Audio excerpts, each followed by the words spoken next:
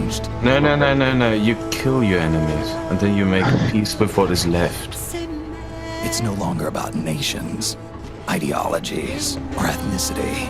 Fuck you, Frenchman. It's an endless series of proxy battles fought by mercenaries and machines. War and its consumption of life has become a well-oiled machine. Jesus, we should have gassed all of them. War has changed. If we've learned one thing from the Greeks, it's this, that all great tragedies involve a woman, and our story's Helen of Troy would be Rage After Storm. Now, for those of you unfamiliar with who Rage After Storm is, she is not Styx's biological sister, Spoonclank. Instead, she's a YouTuber that accumulated nearly 100,000 subscribers over the course of 6 months. Her popularity was explosive. She was networking with everyone, appearing on multiple streams. People were recommending her to their audiences nearly daily. She seemed to be a golden child, someone who captured a certain demographic and held its attention. That is until she decided to talk about a subject which is apparently forbidden, or as Kraut and Tears would say, verboten. So, after many of you have speculated about my stance on race, especially my recent one, I've decided to make a video about it. Because heck, I love talking about things that will probably get me kicked off YouTube and every other social media website. Now this video, and the reaction to it, would be the impetus, the genesis, for an autism festival, which would take place over the course of 4 fucking months, dragging its ass across nearly every aspect of social media, from YouTube to Twitter, from Facebook to 4chan. And it would include an entire cast of characters from multiple groups on the internet. But the driving force behind it, the protagonist of this tragedy, would be one individual by the name of Kraut and T. And as you'll see, as these videos unfold, is a story that is of vengeance, of wrath and anger, of hubris, total fucking warfare, the sort of battle online that only a high-class, exceptional individual would ever engage in willingly, that would end up costing Kraut nearly everything he had, to the point of where he had to leave the internet out of shame. And yes, like all great Greek tragedies, we even have mythological creatures. Granted, they're not chimera, but there are a few pregnant trouts here and there. Now, with this particular video, I want to put forward a theory on why Kraut and T began a destructive cycle that drove him off the internet. And it all begins with Rage After Storm. Keep this in mind because it's going to be very relevant indeed. Now, what I'd like to do is establish a timeline and the reactions which occurred within that timeline.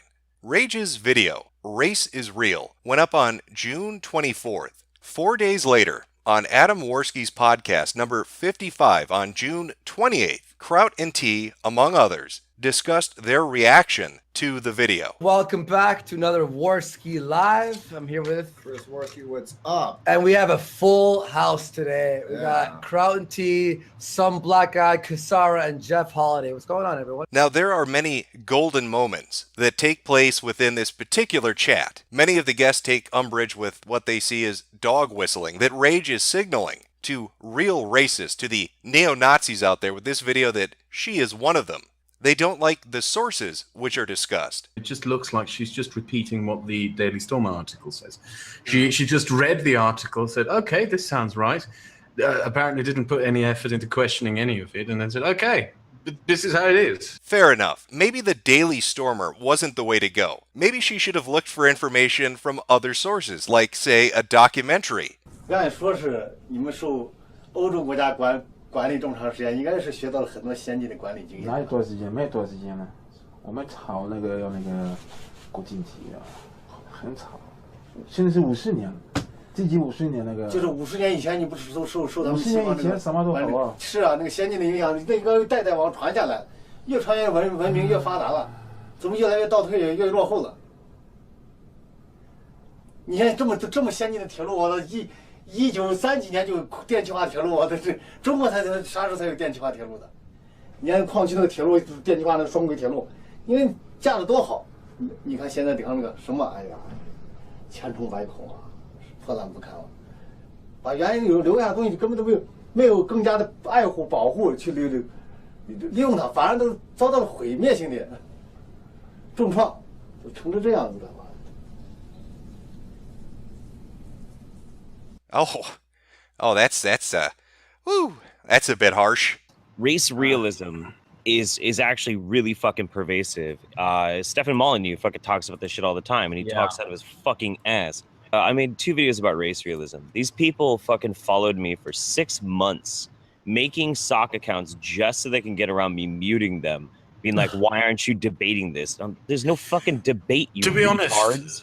Those goddamn neo-Nazis and their fucking frog alt accounts. Thank God you didn't do anything to fucking encourage that. Thank God you didn't take their symbol and co-opt it into some E-bombs world tier shit, huh, Jeff?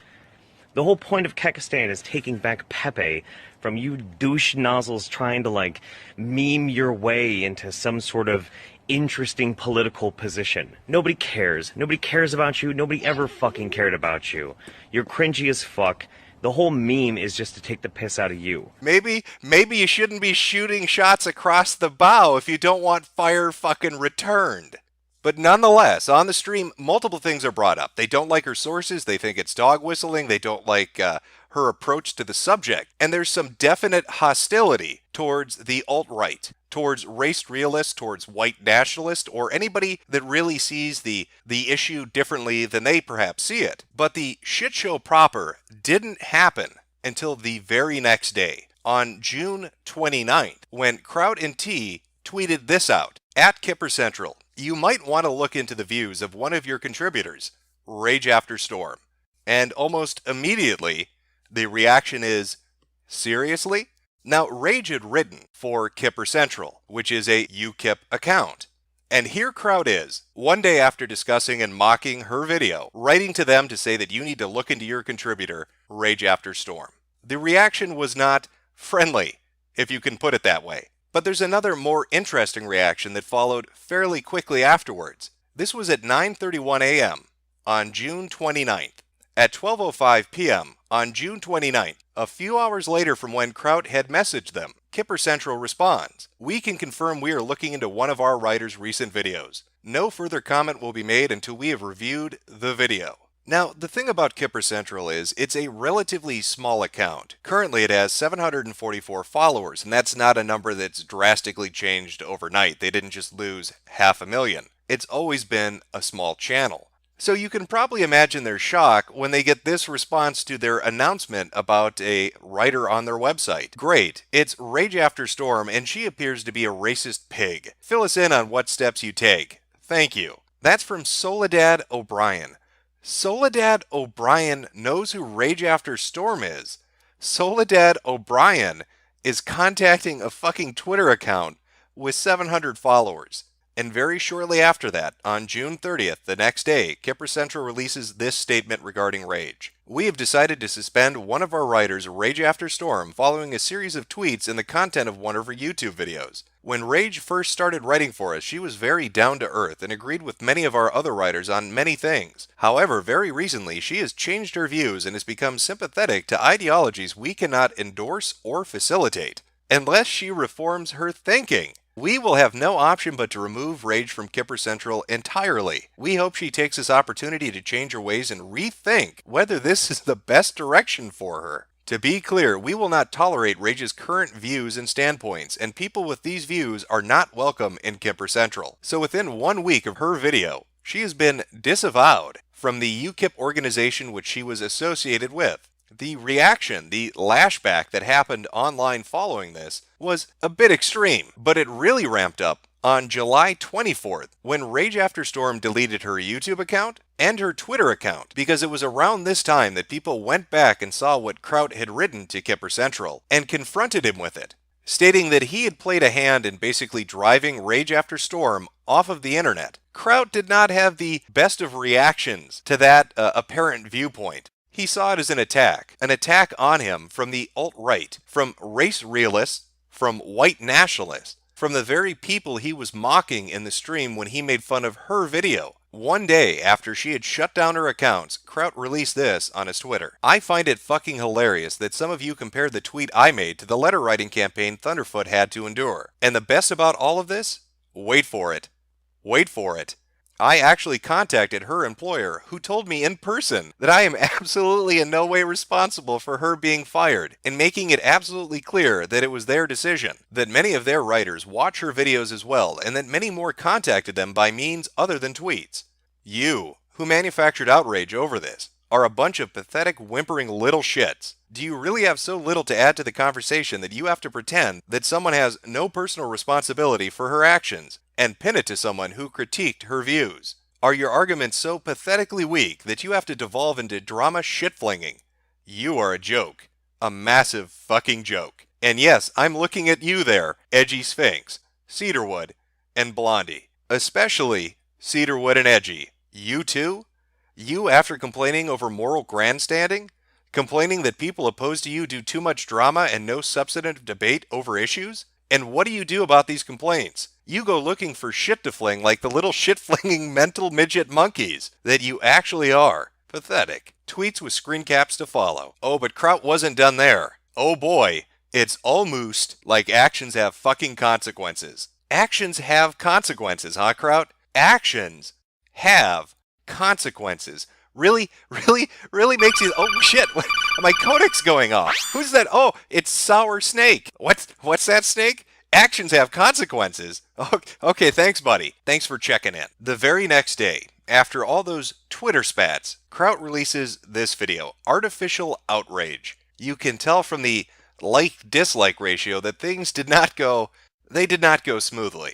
And it's no surprise, really. Listen to who he blames for this artificial outrage. This nonsense, of course, took its path down the road of ridiculousness, most amusingly with the paragons of ethical behavior joining with them, the doxing AIU scumfuck crowd. And, of course, half of Twitter's alt-right frog accounts about how I supposedly went after her private supposed job, how I tried to censor her, a whole lot of other bullshit. And he has a few things to say about Rage in particular, and about Kipper Central's decision to disassociate or disavow her. Rage After Storm didn't have a paying job at Kipper Central. Kipper Central distanced itself from her anyway because, duh, what a shock. They don't wish to associate with racists. But one of the more interesting pieces from the video itself is when he addresses the tweet that he had sent to Kipper Central. I want you to pay particular attention to how he words this, and to the tweets that he shows while he's talking. I tweeted at that UKIP blog's Twitter handle to maybe take a closer look into the views of their contributor Rage After Storm. And what happened after that? Well, 20 minutes after I made that tweet, I started thinking that it was childish and stupid and proceeded to delete that tweet and make two statements on Twitter that I had gone too far with this, and that it was childish, and that I had consequently deleted that tweet. It was childish and stupid, and he deleted it out of shame. And the tweet he's highlighting says, you were attempting to de-platform someone because you disagreed with them. And his response was, acknowledging it. I know that's what I was attempting to do. A lot of the discussion around the events of what happened with Rage After Storm, about did Kraut have a hand in getting her disassociated or disavowed? Did he have a hand in pushing her off the internet? Focus on the idea of the consequence, but rarely talk about the intent. Kraut is openly discussing the intent right here. He was attempting to get her deplatformed. There's no arguing about that. He says it himself. He acknowledges it in the tweet response. But what I'd really love to know is what changed from him saying this on Andy Worski a month ago. I'm mainly looking at her sources. I'm not going to make any kind of emotional or moralizing arguments. To saying this in the video. And in the end, your Nazi bitch queen, Rage After Storm, as much as you would like to fantasize about her being silenced, packed her bags and ran away like a little bitch. I'm not going to get emotional. I'm not going to make this personal to racist Nazi little bitch queen. It seems like you might have gotten a little emotional. And that's really the crux of it all, isn't it? Getting emotional, becoming invested, getting angry and wanting revenge. Revenge against who? Well, revenge against those goddamn people that were disliking that video, that were tweeting at him, that were commenting about his actions and his viewpoints. Those fucking alt-righters, those race realists, just like their little Nazi bitch queen, Rage After Storm. They need to be taken down a peg. They need to be taught a fucking lesson. And who better to do it than Kraut and his posse of intellectuals? I'm talking high-tier academics, YouTube scientists. Most well-known and credentialed scientists of this YouTube community. And so you can see how this one video by this one content creator can gain momentum, can snowball out of control, and motivate Kraut through all of the different ripple effects around it to set on a path of his own self-destruction.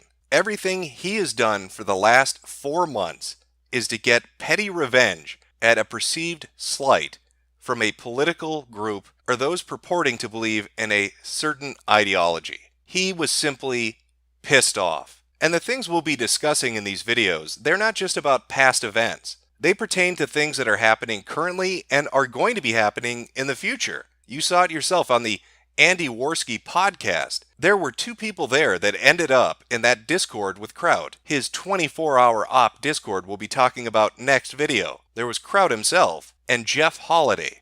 You know, it's crazy. I wasn't there somebody else? I mean, there was Kraut, yeah, and there was Jeff Holiday, but was anybody else in that call when all this shit started? When the very origin event that led to Kraut creating a Discord to go after people? Was there anybody else there aside from Kraut and Jeff Holiday? Andy, can you give me some information here? So we just finished Worski Live number 55. Kraut was there, Chris, Jeff, Kasara, some black guy, Dave Cullen, and Based Mama swung by at the end. Based Mama, of course. Based Mama from the Discord with Kraut and Jeff Holiday and all the other people running 24-hour ops. Based Mama, who's running an event called Kilroy. Kilroy, an event that basically disinvited people that have right-wing beliefs. You know, all those identitarians, those icky alt-righters, those people that don't align politically with what she likes. Like, here's my idea. Okay, if you want to be like race separatists, how about all you guys who don't want to do that, you just stay in your own areas and somehow leave the rest of us alone. How weird and coincidental that she would be there at the birthing of Kraut's vendetta, and then also in the Discord, and then also making decisions about Kilroy, which somehow shit on people that are right-wing. That really makes me think. That'll be fun to dig into. Put on my tinfoil hat, let's go fucking crazy with this shit. Because I'll tell you, I'm here for the fucking laughs. And what's coming up next is some of the cringiest fucking shit from so many people. It's mind-blowing. This originally was going to be one video, but these autistic fucks can't cool it off for like 5 minutes and let me complete it. It's just fucking day after day of golden quotes. I can't even go over a list of the shit that's coming up. We've got YouTube scientists, we've got people getting cucked. It's some crazy shit. So allow me to introduce you to the concept of a new type of Advent calendar. We're not celebrating baby Jesus. We're celebrating Spurgs. We're going to call this an autism calendar. Every day's a new surprise. So prepare yourself for part 2, my fellow academics. I'm Pickle Rick! Lake trout spawn in the lake, not in streams where they can be eaten by predators. It's like fishing live bait. Look at that fat smallmouth. Come to the inside of this rainbow trout here, and we're going to make a cut along the back. Jesus, we should have gassed all of them. War's changed.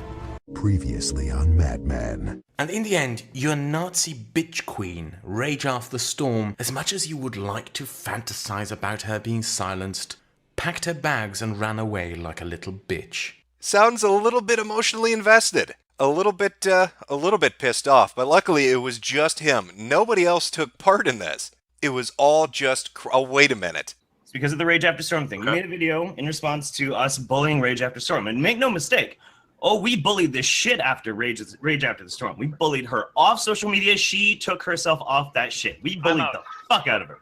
Have a good one, guys. Oh boy. Look! It looks like they're a cult or something. Now, Rage! You knew when you came to Kyrgyzstan that racism is not tolerated. How do you plead? Through your silence, you have admitted your guilt. Hey now, my fellow Kekistani. You can't shaddle with an attitude like that. What are you doing, Jeff? Now, for those of you just joining, and even for those that have watched part 1, there might be a few questions in your mind. Who the fuck are these people? And what exactly is going on?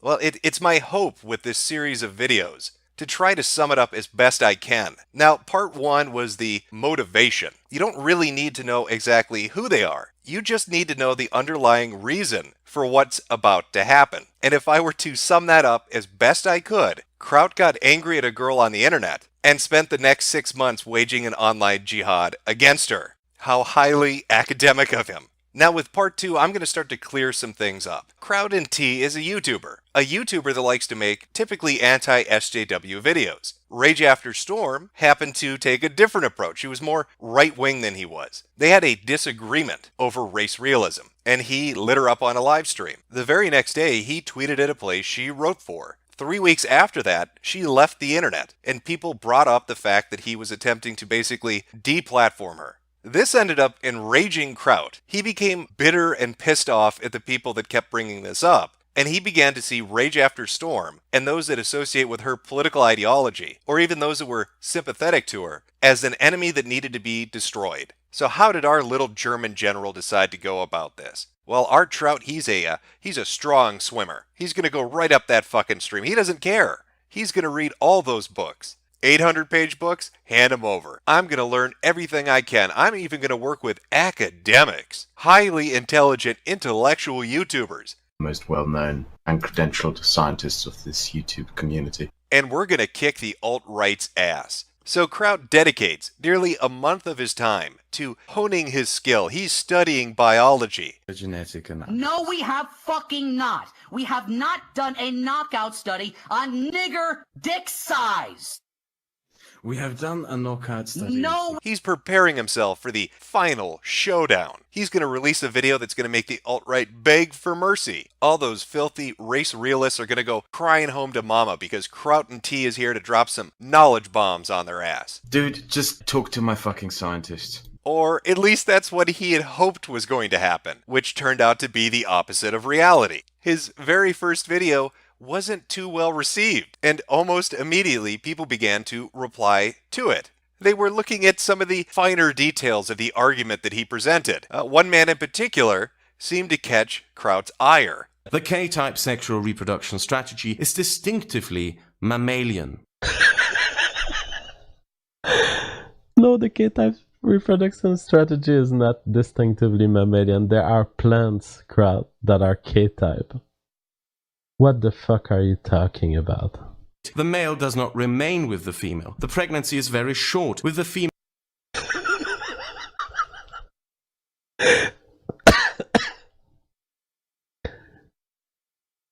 Brown trouts do not get pregnant.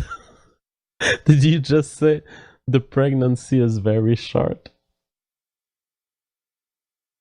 Happens through the trout swimming upriver to mate. The male does not remain with the female. The pregnancy is very short. The pregnancy is very short. Kraut. Brown trouts don't get pregnant.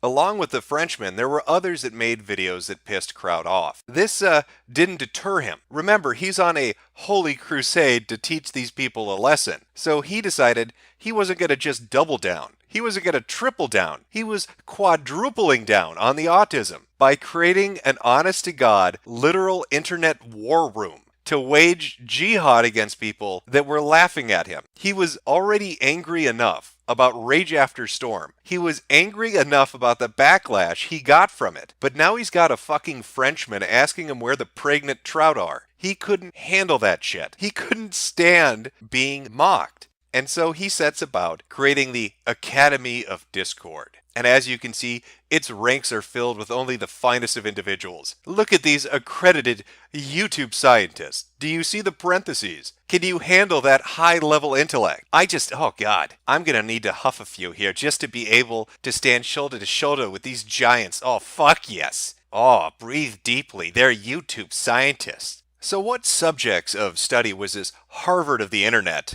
focusing its attention on? Those are just people of interest. I recognize some of these names. They're getting added on and taken off. I mean, you've got Alt-Hype, you've got Black Pigeon Speaks, David Cedarwood, Red Ice TV, Warren Southern, Millennial Woes. You know, I recognize these names. They all have something They all have something in common. I can't quite put my finger on it. But, that's harmless. It's not like they called it targets or something. Like it was some weird internet mafioso hit list that a bunch of autistic internet spurgs compiled together for some weird fucking vendetta.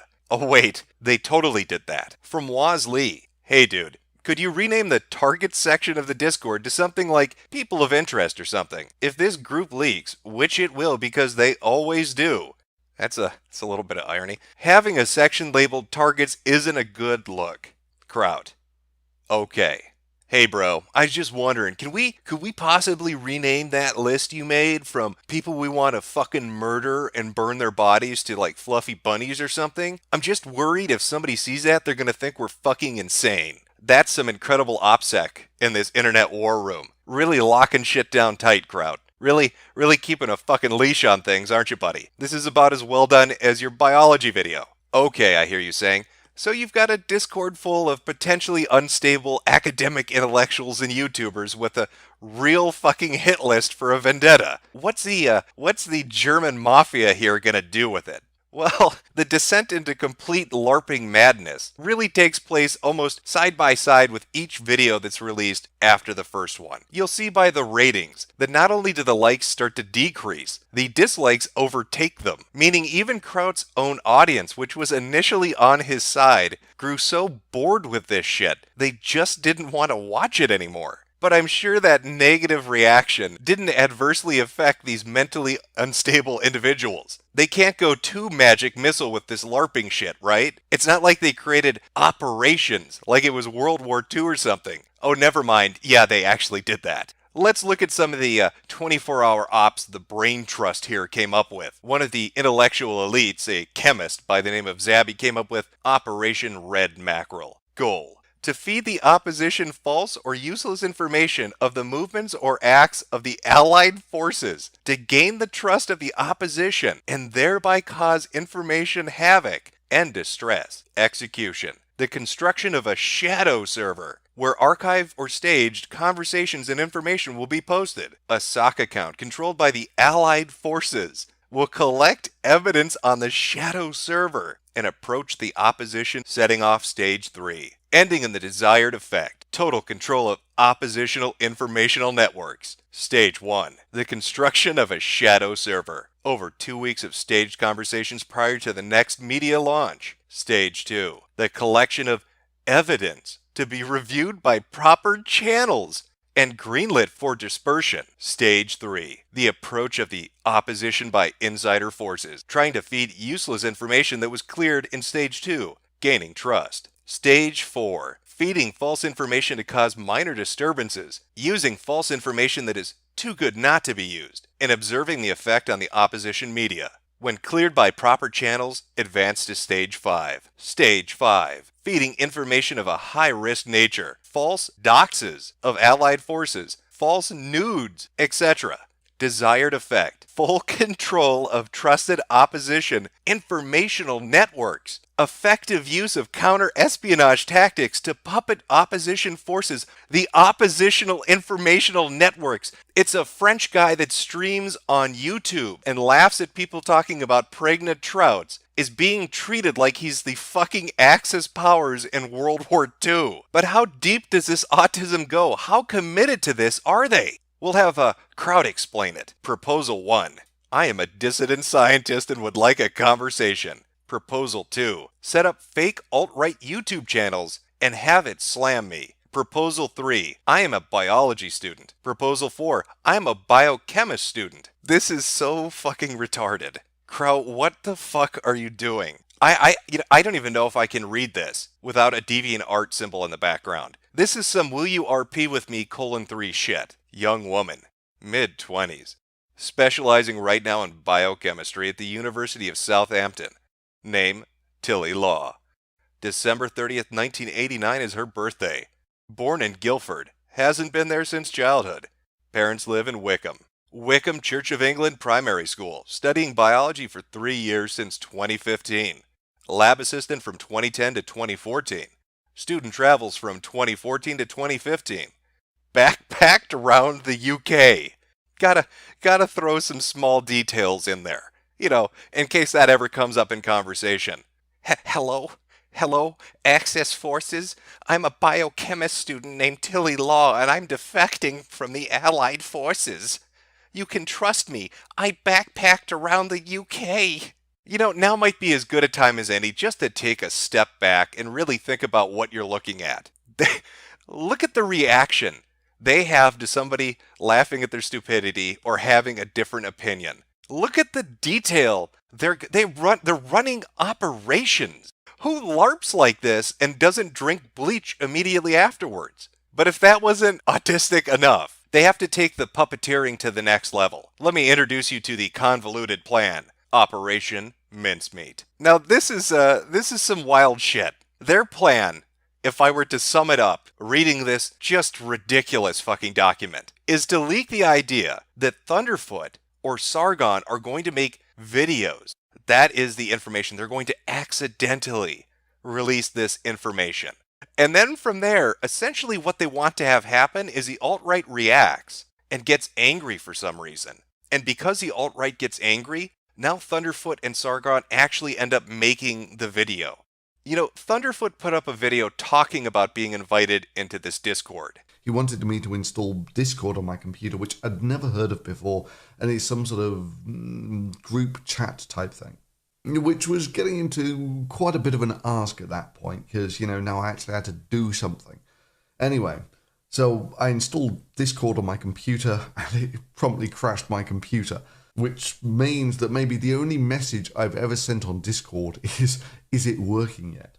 And after my computer died and I got it back up again, it was simply, look, I don't have time for this sort of crap.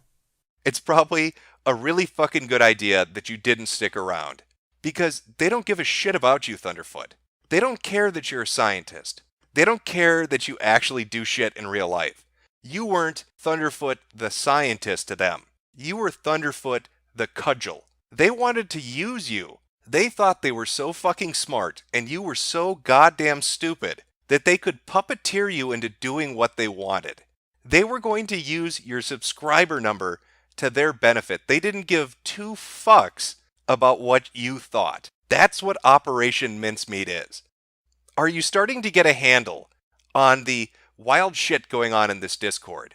Here's the public presenting face these people give up. That they're honorable and they're dignified. And that they fight the good fight and they have the moral high ground. And yet they create hit lists. They come up with fake doxes, fake accounts to discredit the other side. And then they seek to use people to their own ends without actually informing them of what the fucking plan is. And that's an opinion you'll see expressed by multiple people. Just like Woz Lee said, it looks bad calling it this. Not it is bad to have this, but it looks bad to call it this. Sandre says the same fucking thing. It was stupid to contact UKIP Kraut, not because I care about Rage After Storm, fuck that bitch, but because I foresaw this situation as a possibility. It's used as ammo. Well, I think the best action is to simply demand evidence. He's not going to be able to deliver. By the way, Jeff Holiday, aren't you a neurology student? With all these intellectual heavyweights, all these YouTube scientists, these internet academics, you figure one of them would have rubbed their brain cells together to come up with a few questions about the morality of what's going on in this morally righteous, anti-race realism crusading server. You won't just have to deal with the alt-right, you'll have to possibly also deal with AIU's scumfucks. These guys have been taking every single fucking opportunity to get at me. I've seen them siding with Sean and Jen, Edgy Sphinx, Christy Winters, and now with the alt-right at large. Whoever currently is trying to come for me, AIU scumfucks follow suit, and also go after those I work with. And be warned, AIU scumfucks are probably the single most vile, reprehensible, and disgusting fucking thing on YouTube. Now they're talking about atheism is unstoppable. Listen to that vitriolic hatred they have for him. The worst thing on YouTube. Now compare that statement to this one. Think we could maybe use that to get Devin to go after Edgy? That would be fun. So on the one hand, they're saying that AIU is the worst fucking thing on the internet. And on the other hand, they want to use him to their own benefit. Just like they wanted to use Thunderfoot. Earlier, I showed you the 3 videos and how the dislike ratio had increased as time went on. People became disillusioned with Kraut. They didn't want to hear about it anymore. The very last of those videos that he had done ended up getting flagged. Now, multiple people mirrored that video, but it was assumed that the alt-right was behind it. Now, why that is, I can't tell you. Because from what I've seen was them actually enjoying watching his videos. Multiple people loved to pick them apart. If anything, it was a festive mood around them because they liked to laugh at how fucking horrible they were. Nonetheless, Kraut and his friends and people that liked his content made all these public statements decrying how terrible it was that video was flagged. That flagging that video is just, it's an awful fucking thing. Fast forward just a little bit, and JF releases a video with audio that was leaked from Kraut's server. He's making a video on it. And what do you know? That video gets flagged down. Now, what's the reaction from Kraut and his assorted, assembled academics? Well, first you have the public statements. We didn't flag that, but if it did get flagged, good, it should have. It was illegal. Those were leaked audio recordings. You don't have a right to play them for anyone. A bit of a difference from what was being said in the Discord. I told you, for fuck's sake, report that stream. Now follow that up with this, an admission from the admin in Kraut's own server that he himself actually flagged the video. Habib. Hello. Hello. Can you hear me? Yeah, let me just lower your audio just a smidge. It's a bit loud. Okay, Habib, you were the admin of that server. I was an admin since day one, yes. Yeah, something that you called me out on as well. Yeah. And I think since JF in here, I think I better explain myself. And yes, I still stand by flagging your video, JF. So it goes from, we didn't do it, but we're glad that it happened, to we should totally do it, to yeah, we actually did do that. But I think the example that personally gets me the most about this sort of behavior that repeatedly happens in his internet war room would be in relation to the New York Times reporter. Now, as Kraut said, on a live stream, this lady had contacted him and he had invited her into his Discord server. I mean, one thing that JF brought up, which is like the sleaziest thing that he got out of his espionage, I was contacted 3 days ago by a New York Times journalist. Since he brought this up in a weird fucking way, I might as well address this as well. She was mainly interested, not really as much as in me, as she was into Joan. She wanted to know the people I work with, so I introduced her to him. And I invited her into the server. I gave her own thread, and then I asked all the biologists, chemists, and psychologists, and physicists, and what we not all have already, to write a summary about the work. Then I asked why they do this. Then I asked all the YouTubers in the server to write a summary of what they are and why they do this and that. Well, that's all well and good. What's the problem with the New York Times? She just wanted to talk to people. Look at them all giving answers. They're just giving some basic background information. She just wants to know about their fight with the alt-right in relation to race realism. And Kraut's more than happy to help her. I mean, that's not hypocritical at all. Oh, fucking wait a second. Wait a second. I seem to remember something that happened not that long ago. I think it was in this fucking year, wasn't it? Oh yeah, PewDiePie getting his ass fucked by every mainstream media outlet. Boy, it sure would be funny if the New York Times played a part in that. Oh shit, they fucking did! Well, that doesn't mean anything. It's not like Kraut actually made a video where he denounced them doing... Oh fuck, he did do that. Men testing boundaries in the angriest corners of the internet from that cancerous, repugnant cesspit known as BuzzFeed. YouTube's monsters, PewDiePie and his populist revolt from the New York Times. The articles all have the same undertone to them. YouTube is infested with Nazis, racists, and other vile scum, and it is time to strangle YouTube's creators by cutting down on the financial assets available to them. At least he didn't try to Oh fuck, he did try to boycott them. That's some nice payback, Kraut. That's some really fucking great moral grandstanding on your part. So let me see if I get this straight. You want to boycott the New York Times because you think they report unfairly about YouTubers. You go on a fucking tirade about it. PewDiePie retweets you for defending him. And yet, when the opportunity comes to you to use that very weapon that was used against him against somebody you don't like, you invite that slimy fuck into your server to help her. And you can look at this lady's timeline to see exactly what she was talking about around that timetable. Look at the alt-right. Terrible goddamn Nazis. Go look at that article and read it. And then try to plead ignorance with me that you didn't know exactly what she fucking wanted to do. Oh, the New York Times is terrible. Oh, it's coming after PewDiePie. We need to fight the power. So what is it?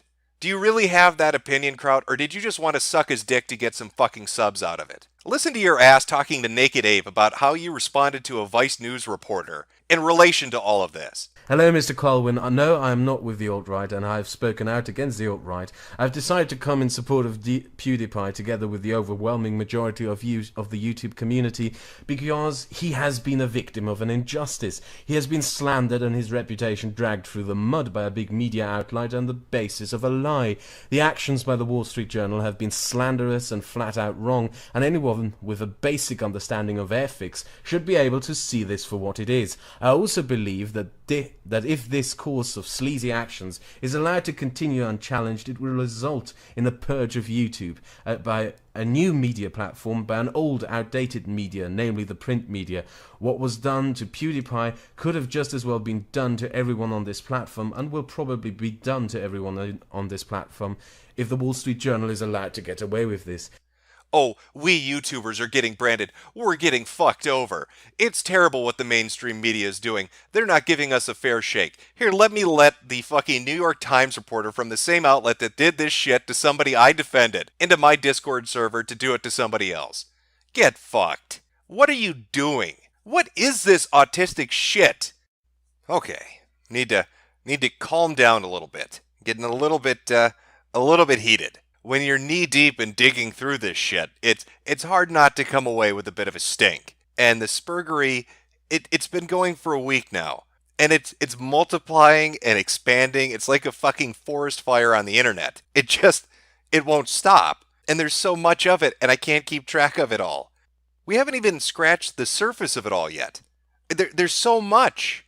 There's so much retardation going on that this doesn't even begin to cover it. And it's only downhill from here. It is only fucking downhill from here. So tune in for part 3 when we start talking about vibrating nipple clamps. And no, I'm not making that up. We decided to kick it up a notch with a ball pit. Yahoo! Yahoo is right. Let's rock. Who doesn't love a good trash fire? There's no better way to keep warm during those long winter months than by huddling up close and watching the combustion take place before you. And conventions, well, they fit the bill. Now, there are a myriad of them for almost every subject you could imagine. They come and go all year round. And every once in a while, once in a blue moon, you'll come across a convention that devolves into complete and utter madness.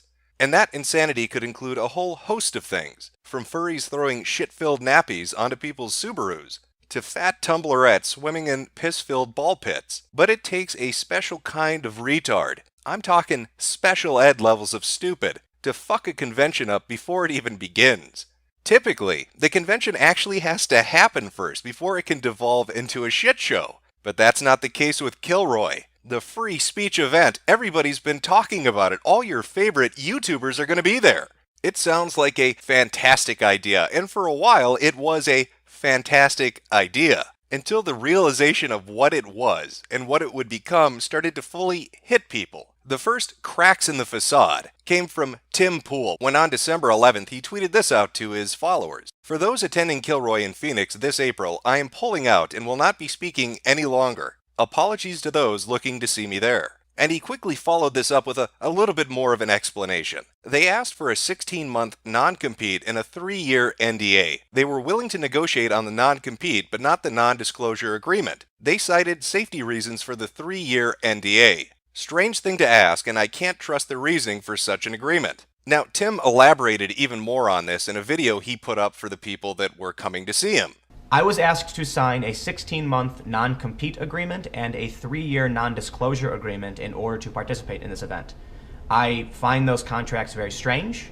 I have a speaking agent. I have numerous contracts through United Talent. I speak at events all the time. In fact, this week in New York, I'm speaking at an event on technology. This is not standard. This is not normal.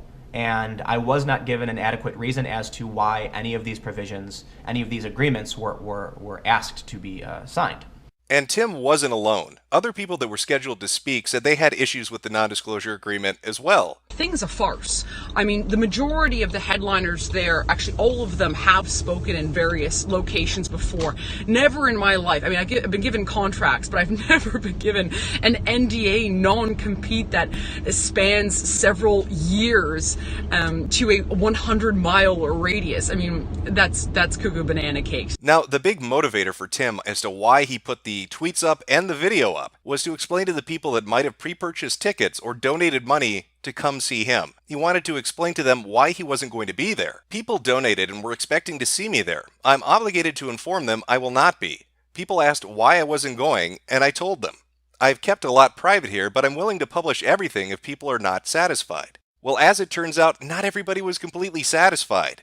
In particular, the organizer of the event. It isn't strange to ask. It's standard practice. I was clear that I'm not willing to risk the anonymity of dissidents whose lives are at risk for attending and speaking at Kilroy. Calling me out in public isn't going to compel me to bend on this. No one called you out. I'm obligated to inform people that thought I was going that I will no longer be there. But it gets stranger still. One of the featured speakers on the Kilroy page, an account called Harambe Desserts, had this to say: Tim Pool is not an ally to ex-Muslims, and he is going around bad-mouthing and lying about Based Mama, who is an ex-Muslim too. On that fact alone and his lies, he is despicable. Hate though? He is just a stupid ass. Not worth hating at all. I don't know about that. All I see is people mocking an NDA that protects ex-Muslims. I mean, how much of an ass butt do you need to be? I don't trust that dude, Tim Pool, as far as I can throw him. He obviously is shady and selfish as anything for making a big deal out of the NDA. I'm fairly certain Tim Pool doesn't know who he's fucking with. Neither did I when I responded to this insane bullshit calling him a bad ally for having issues with an NDA contract, because I received this response: dude is in for a rude awakening with us. Oh yes. Don't ever fuck with ex-Muslims. You will regret it. Don't fuck with us. You're gonna regret it. I wonder what she meant by that. You leave us alone, we'll leave you alone. You fuck our shit up, we'll fuck your shit up until you can't fuck our shit up anymore. I'm a former Muslim, a former extremist, a former terrorist supporter. Well, these sound like some stable and well-adjusted individuals. I'm sure I'm just misreading that playful tweet as a threat. I can do a whole lot better for threats if you want. It can be a game. Well, I do love video games, so I couldn't pass that challenge up. And it looks like it was answered. Because yesterday when I put up a tweet promoting this video and what the topic would be on, all of a sudden, from out of nowhere, a complete and utter coincidence, videos started getting flagged on my channel. That's rather strange. It's almost like somebody was attempting to shut the channel down so this video couldn't go up. But why would they do that? What would motivate them to want to shut this particular video down? Oh, maybe it has to do with the fact that Based Mama was a part of Kraut's server, the server that was targeting people on the right side of politics. Could that have something to do with it? I mean, Based Mama was in there. She admits she was in there. I'm gonna let you know right now, I got invited in, and then I just never left. And good old Halal Desserts here, well, she was somewhat related to it as well. If you remember back when JF's video was flagged for playing audio that was leaked from the server Kraut had, she tweeted this out: I have no idea what I flagged. I hope it was real juicy. Ah ha ha ha ha ha ha ha. So we have two individuals directly related to the Kilroy event, one of them the organizer of it, another her good friend and featured speaker at the event, both related to a server which was doing some rather underhanded things. And mysteriously, when I announce my videos coming out, I start getting videos flagged on my account. Really gets that fucking noggin jogging, doesn't it? But I guess I'm getting intellectually checkmated here. This is some 4D chess shit. I'm dealing with intellectual giants. Because my IQ is extremely high. It is extremely frustrating to not only be an intellectual anomaly myself, which I guess 140 is above average, whatever.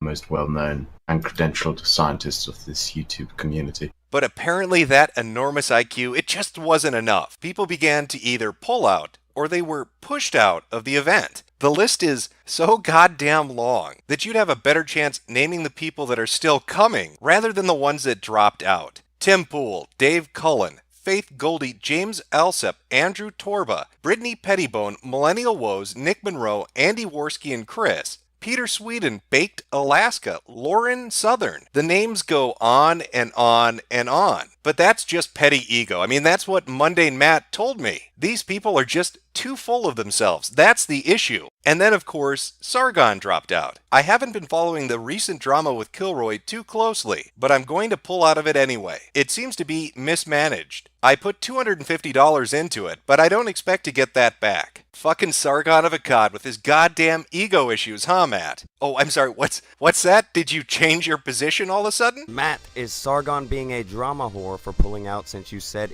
this is mostly an ego thing? With Sargon, I'm not too sure. So would I do it and I have Andy, come on. Come on. Quick, somebody send this clip to V. He's always getting accused of being the Sargon of Akkad dick rider. It looks like he's got a little competition for the job. Well, goddamn, that's a lot of people getting kicked out or dropping out. But was it all because of contracts? Was it all because of the non-disclosure agreement and the non-compete that Faith Goldie and Tim Pool talked about? Well, no, there were a whole host of other issues. People were complaining that they weren't getting their emails answered. They were being ignored. We were getting ignored. A lot of the concerns were getting ignored until it was put in front of the public. I'm sorry. That's not a fair representation. They weren't being ignored. So I sent an email to Base Mama. I say, hey, some weird stuff is going on over there, y'all. What is going on? Oh, my buddy's getting disinvited. We can't talk about what we want to talk about. James now, his picture's gone. What's going on, guys? Fill us this in.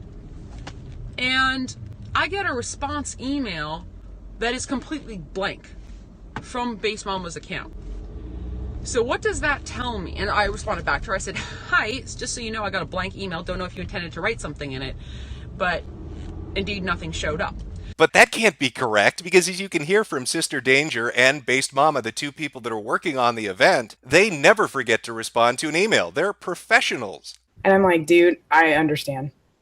Like, you don't even have to tell me. Like, I'm at that where, did I miss one? Did I miss one? Well, you know, you talk to me. I'm like maniacally checking to make sure I didn't accidentally not see somebody's email because I don't want to forget anybody. I agree. Like, I kind of have this general policy of always be the last person to respond, right? That way the ball is never left in your court as having been dropped or whatever. Like, always be the last person to respond. She left my email unanswered. Well, there's got to be more than just a few missed emails. Is there anything else going on? Like, say, being lied to about the panels you can do? I had pitched the idea for doing a panel on offensive comedy and where the line is and how we present ourselves online. Based Mama declined immediately. Well, there must be a good reason Andy Worski was told he couldn't do a panel on offensive comedy. Like, say, one of Based Mama's associates was already going to do it, and Andy can go fuck himself. Foxy here, who hasn't said shit about fuck this whole time, is going to be on the comedy panel and basically discuss like how, you know, the restriction of free speech in this offense culture is really kind of hampering comedy where you can't be as free with it as you want to be. How's that dicking feel, Andy? Probably similar to what James Alsop got when he was bent over and hit with this gem. She said my speech on identitarianism was banned because it was a topic that she didn't want to bring up at the conference. This is, of course, contradicted by the fact that listed in the topic sheet she sent me was a speech called The History of Identitarianism in Ireland. I find it funny that there's been kerfuffle from the alt-right side because I won't entertain a panel on identitarian politics. I'll go ahead and tell you. Here's the reason why. And I told everybody this. We don't have time. We don't have the space. It's not on the agenda. Listed in the topic sheet she sent me was a speech called The History of Identitarianism in Ireland. It's just a kerfluffle. Come on. Everybody makes mistakes, and the super genius brain trust over here, they fucked up a little bit, but they're innocent fuck-ups. There's no ulterior motive behind any of it. It's not like this is one giant fucking scam that sucked in multiple groups of people. That would be ridiculous. I mean, listen to Andy. He came up with this idea at VidCon. It was our idea. I was one of the initiators of this idea. It was me, Chris, my buddy who I filmed with, Failure, Rucka, and I think, what was his name? Tanuki or Toki or something? Failure? What was his name? Starts with a T. Do you know who I'm talking about? Yeah, Wild Tanuki. Okay, or that's it. It was all of us, and we were all at that shrimp place during VidCon, and we were the ones who were like, "Oh, we should do our own VidCon where it's like all of us, and we can meet, viewers and stuff, and talk about whatever we want." And then we were all just hanging out outside, and Sister Danger was there. We brought it up to her, and she's like, "That's a great idea. I've done these things before." And then when she spoke to Based Mama and Dave, they sort of took a hold of that. Well, isn't that wonderful? Based Mama is going to help Andy realize his dream to put on this idea for a convention. But wait a minute, though. That's not what Based Mama told Bunty King. This has been in the works for quite a while, so I'm just... How long has this been in the works for, if you mind me asking? About 3 years. We've been... 3 years? Yeah. 3 years you've been planning this with Dave?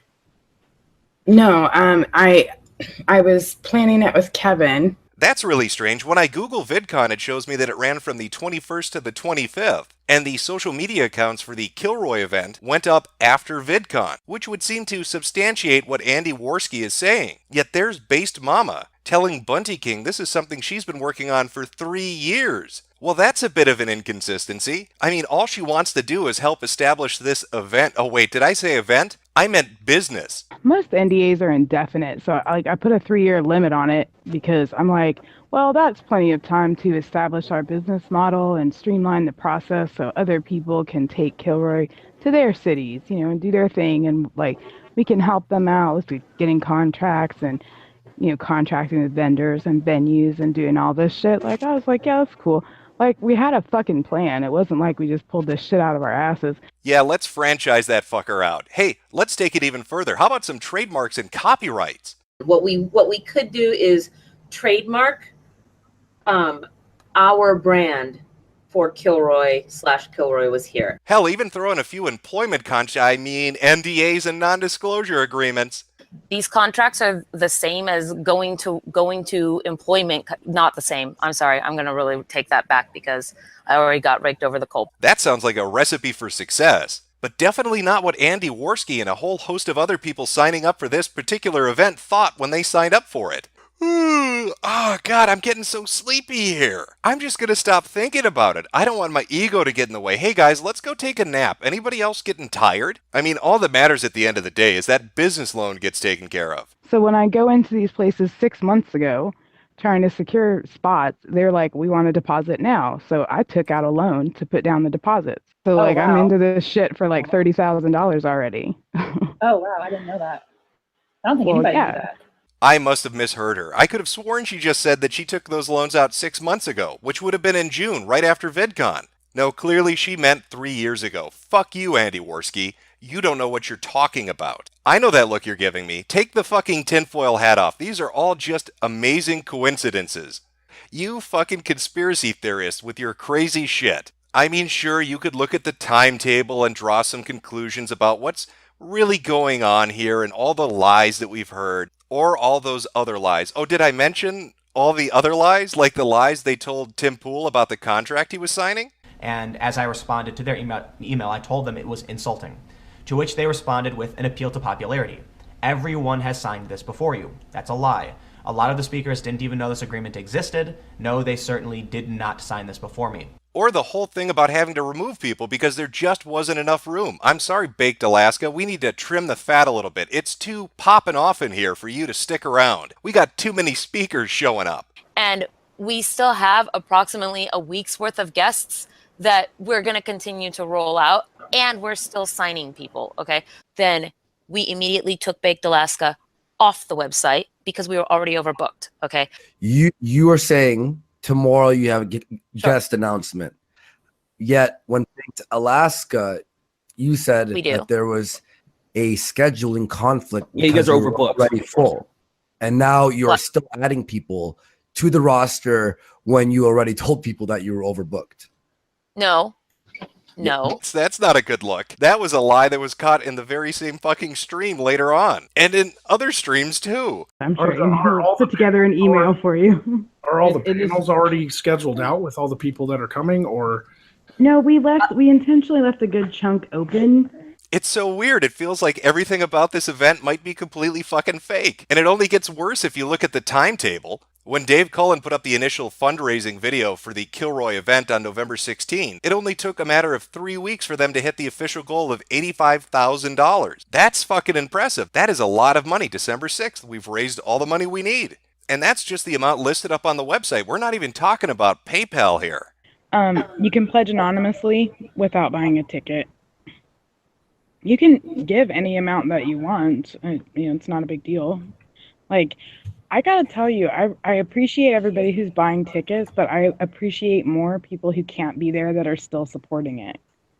Like, that, to me, that's so awesome. So you've got all these big YouTubers from a diverse group of people that are bringing in all this audience for you. And all these people are paying enormous amounts of money to meet people they want to see in real life. If you look at the rewards on the website, that's clearly listed. And yet, strangely, so very strangely, a majority of people start to run into issues. It starts with Baked Alaska, who was up on the website for a day or two, just long enough for his followers to donate money, but not long enough for him to figure out what the fuck is going on. Let me clue you in, Baked. You got used like a puppet. Just like everybody in this situation got fucked over. You've all been bamboozled. You are a nice shiny object to wave out in front of retards to get the money to come in. And then once the money came in, suddenly we have issues. Panels aren't showing up. Emails aren't going out. Ridiculous contracts are being forced on people. It's almost like they wanted to use YouTubers for marketing. This is a very important concern right here.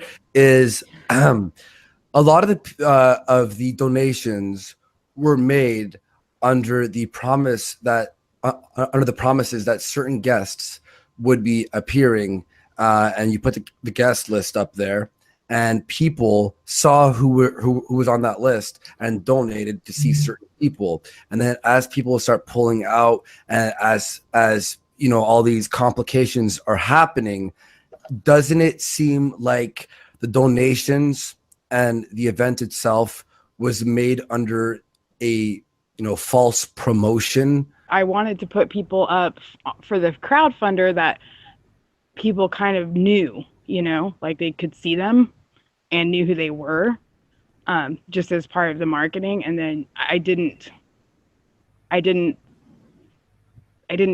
go out of my way to show that there were academics who were actually attending, that we're going to be talking about other things, not on YouTube, not internet celebrities or whatever. So we've got like a reward system in the works, and meeting up with people is going to be one of the rewards. So they could fund academics who weren't as popular. I'm trying to be amenable to them as much as I can, but they're not really that big, and they're not really that influential, especially when we're courting like academics, like actual academics, not pretend YouTube academics. Like, we're actually going for people who are actually like researching in these fields and making progress in these areas and actually like working for this. Well, don't make so them I'm not like super concerned about it, because that's, well, the problem is, like I said, I think the biggest mistake I made was not making it clear that this is not a YouTube convention. And a lot of, like, we can't list a lot of people that are on there that are very left-leaning because they're a fucking security risk.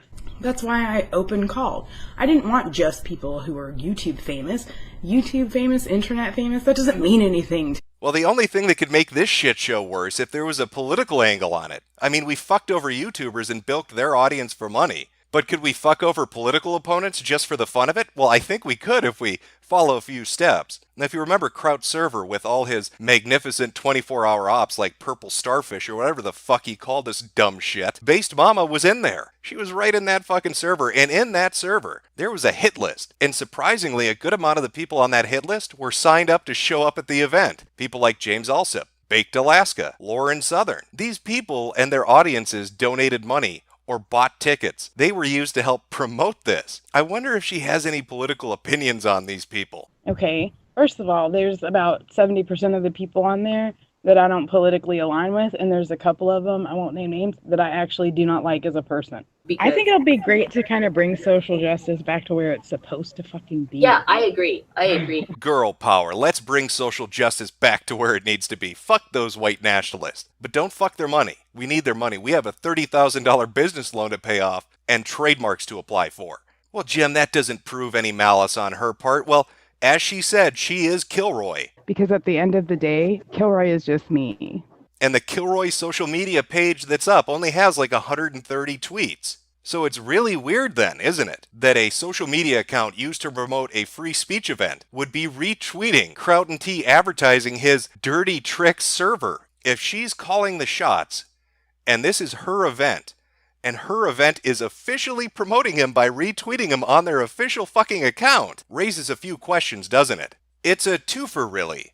You get a bunch of gullible YouTubers to promote your event, which you let them think is actually their event, but you have no real intention of ever letting them show up and speak. Now, you go about this by a myriad of different ways, by making panels inaccessible, losing emails, creating contracts which are just purely ridiculous in the hopes that it will drive them away or anger them, to make room for all those top-tier intellectual academics that you've always dreamed of gathering together in one place to have 48 panels on Muslim this and Muslim that. And you also get to take all this money from right-wing sources which you disagree with, people you find abhorrent, and then basically just throw them off the website. Kick them off, remove their name, it doesn't matter, you've already got the cash. Sometime last week, I was dropped from the Kilroy speakers list without notice.